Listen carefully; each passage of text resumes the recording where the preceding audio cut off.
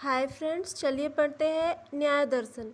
ये logical reasoning का एक पार्ट है। इंडियन लॉजिक में से 2 मार्क्स के क्वेश्चंस बनते हैं आपके फर्स्ट पेपर में। बहुत इंपॉर्टेंट है ये टॉपिक है आपका। बहुत कम है टॉपिक, लेकिन ये बहुत ही टफ टॉपिक है। इसको बहुत इजी तरीके से, इजी वे से मैं आपको एक्सप्लेन करूँगी। अब अच्छे से आपको क्लियर हो जाएगा ये। ओके, देखते हैं। सबसे पहले देखते हैं न्याय दर्शन। न्याय दर्शन में 2 पार्ट होते हैं।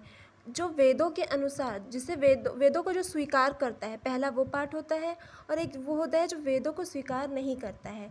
अब यहाँ पे देखिए, जो वेदों को स्वीकार करता है उसे ऑर्थोडॉक्स कहते हैं, और जो वेदों को स्वीकार नहीं करता है उसे हेट्रोडॉक्स बोलते हैं।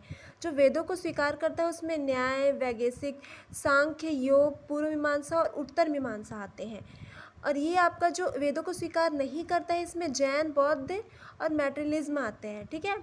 अब यहाँ पे हम देखेंगे थ्योरी ऑफ नॉलेज क्या है, इम्पॉर्टेंट क्या है।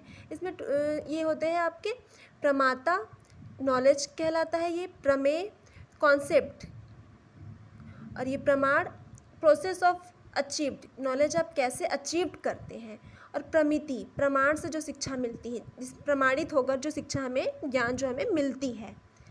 अब यहाँ पे देखेंगे न्याय में 2 टाइप्स है। पहले सब एक साथ एज अ जनरल हम एक साथ ही पढ़ते हैं, लेकिन इसमें हम डिवाइड करके पढ़ते हैं 2 टाइप्स। पहले प्रमाण पढ़ते हैं जो वैलिड सोर्स है, जिसे हम वैलिड सोर्स बोलते हैं प्रमाण में, और अप्रमाण, ये इसे हम इनवैलिड सोर्स बोलते हैं। ठीक है। अभी आप इतना ही समझिए, इसे आप वैलिड सोर्स बोलते हैं, इसे इनवैलिड सोर्स बोलते हैं। अब प्रमाण में क्या क्या है, प्रत्यक्ष, अनुमान, उपमा और शब्द, इसे हम डिटेल्स से पढ़ेंगे। और अप्रमाण में अनुपलब्धि, अर्थपति है। न्याय शास्त्र के अंतर्गत आते हैं ये सारे 6 जो हमारे हैं। सबसे पहले प्रत्यक्ष देखेंगे। प्रत्यक्ष में हम ये देखते हैं कि जब हम इंद्रियों के माध्यम से ज्ञान की प्राप्ति करते हैं, आपको पता है हमारी इंद्रियां स्मेल, टेस्ट, कलर, टच और साउंड से जब हम ज्ञान की प्राप्ति करते हैं, सिर्फ आँखों से देख के अनुमान लगाते हैं जो सामने हो रहा है। ठीक है। प्रत्यक्ष रूप से जो हमें सामने दिखाई देता है, हाँ, हमें वही पर लगता है। फर्स्ट में हम किसी चीज़ को देखते हैं तो हाँ ठीक है, ऐसा ही होगा, ऐसा अनुमान लगा लेते हैं, और प्रत्यक्ष रूप से हमें ये पता चलता है। प्रत्यक्ष में दो अलग भाग में विभाजित है प्रत्यक्ष। निर्विकल्प कहा जाता है और सविकल्प कहा जाता है इसे। जो तुरंत सडन देखते हैं और हम प्रत्यक्ष रूप से उसकी जानकारी लेते हैं, निर्विकल्प कहलाता है वो। और सविकल्प में कहलाता है जो हमें थोड़ा डीप जानकारी लेते हैं, हम सोचते हैं, समझते हैं, पूरा अच्छे से डीप जानकारी लेते हैं, तब वो सविकल्प कहलाता है। अब सेकंड है अनुमान। एक जानकारी, एक ज्ञान के बेस पे, दूसरे ज्ञान के बेस पे जब हमें नॉलेज मिलता है, जब हम नॉलेज लेते हैं, जैसे बादल को देखकर बारिश का अनुमान लगाया जाता है, तो ये अनुमान के अकॉर्डिंग कहलाता है। थर्ड है उपमान, तुलना करके जब हम नॉलेज लेते हैं, तुलना करके। ठीक है। फोर्थ है शब्द। यहाँ पे क्या होता है कि जैसे कोई टीचर आपको कुछ, फेथफुल इंसान, टीचर कोई आपको कुछ बताता है, तो आप उनके ऊपर बिलीव कर लेते हैं, हाँ ऐसा ही होगा, ये राइट है। ठीक है। जैसे धर्म ग्रंथ, हम धर्म ग्रंथ के ऊपर सवाल नहीं उठा सकते। जैसे गीता है, कुरान है, बाइबिल है, उसमें शब्द जो लिखे हैं उसे हम मान लेते हैं। ठीक है। अब 5वां है अर्थपति। अर्थ निकाल कर, जो कल्पना लगाकर कुछ नॉलेज गेन करते हैं, इसका कोई प्रमाण नहीं होता। मैंने आपको स्टार्टिंग में बताया था कि अप्रमाण है ये। अर्थपति जो है अप्रमाण है, इसका कोई कल्पना करके हम कुछ नॉलेज गेन करते हैं। ठीक है।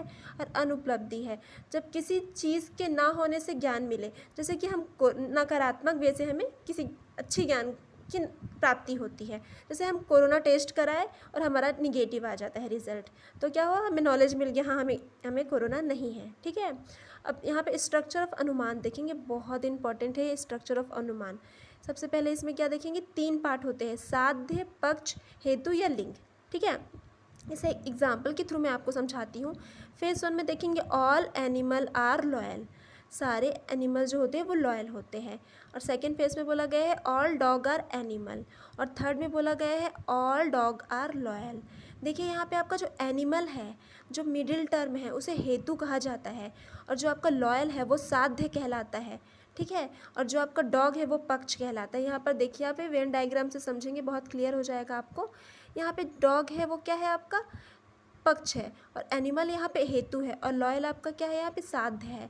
अब एनिमल और लॉयल का यहाँ पे लिंक हो रहा है।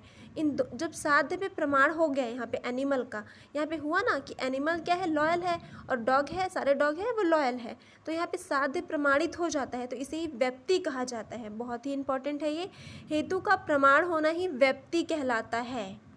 धन्यवाद।